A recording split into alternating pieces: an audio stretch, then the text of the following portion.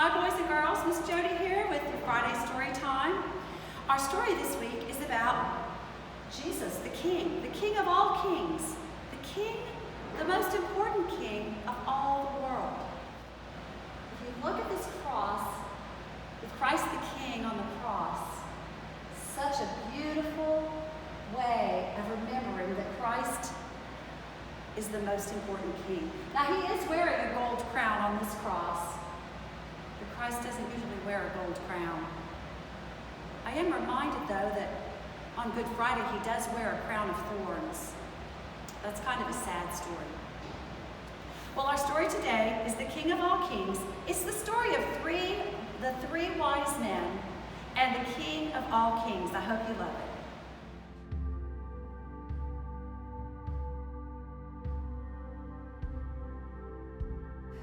Far away in the east, 3 clever men saw the very same star, the star that God had put in the sky when Jesus was born. They knew it was a sign. A baby king had been born. They had been waiting for the star. They knew it would come. "He's here," they shouted. "He's here." And I'm sure if you'd been there, you would have heard them laughing and dancing and singing until the sun came up. At dawn, they packed up their camels and wrapped gifts for the baby. They brought their most precious treasures of all, frankincense, gold, and myrrh. Special, sparkly, lovely smelling, gleaming things just right for a king. 3 wise men, actually, if you'd met them, you'd have thought they were kings because they were so rich and clever and important looking, set off. They rode their camels across endless deserts, up steep mountains,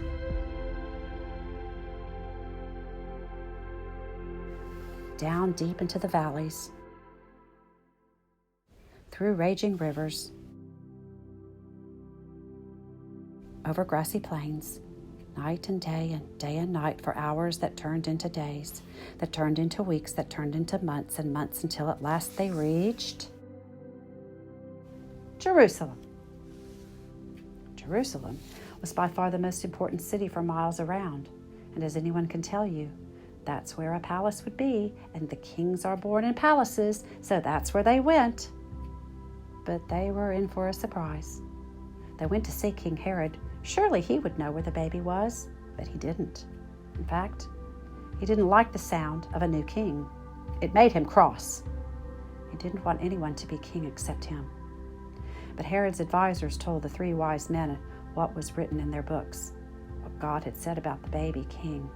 "Go to Bethlehem. That's where you'll find him." Suddenly, the star they had seen in the east started moving again, showing them the way. So the 3 wise men followed the star out of the big city, along the road, and into the little town of Bethlehem.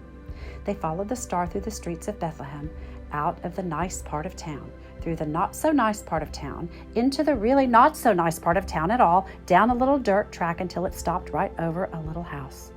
But wait, it wasn't a palace. And there weren't any guards or servants or flags or red carpets or trumpets or anything. Did they get it wrong? Or is this what God meant? Sure enough, in that little house, there, sitting on his mother's knee, they found him, the baby king. The 3 men knelt down before the little king, and they took off their rich royal turbans and gleaming golden crowns, and they bowed their noble heads to the ground and gave him their sparkling treasures. The journey that had begun so many centuries before had led 3 wise men here, to a little town, to a little house, to a little child, to the king God had promised, David, all those years before. But this child was a new kind of king. Though he was the Prince of Heaven, he had become poor.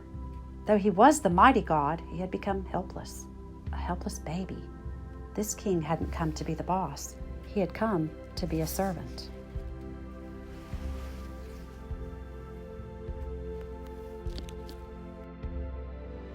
Well, I hope you enjoyed that, and thanks for listening. We have some stories coming up soon about the life of Jesus, so stay tuned for those, and I will see you soon. Bye-bye.